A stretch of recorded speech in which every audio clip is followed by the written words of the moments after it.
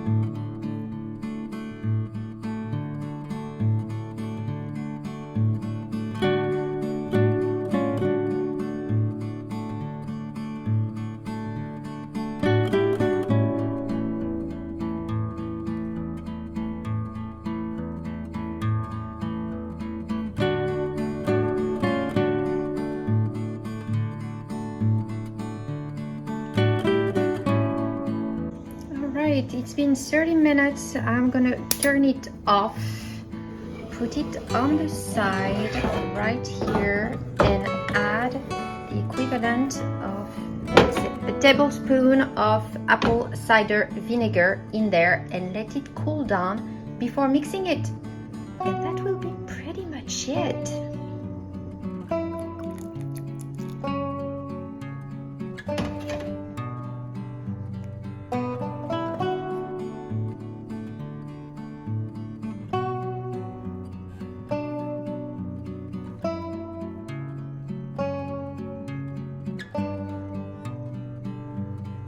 It's all cooled down. I let it for 30 minutes. Gonna to transfer it here into my blender, my Ninja. Gonna do it over the sink to be careful, and it's gonna be ready. Then you can just add a tiny bit of sour cream on top, maybe some parsley, however you like to season the soup. But the basic soup, that's it.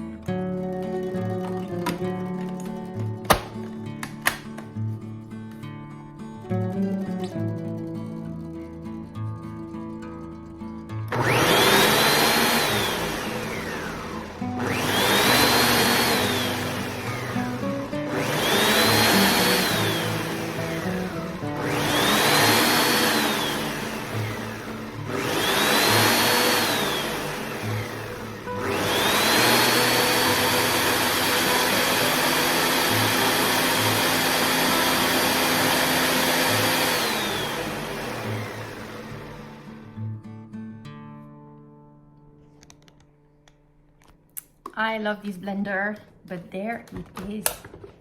The soup is pretty much ready for dinner.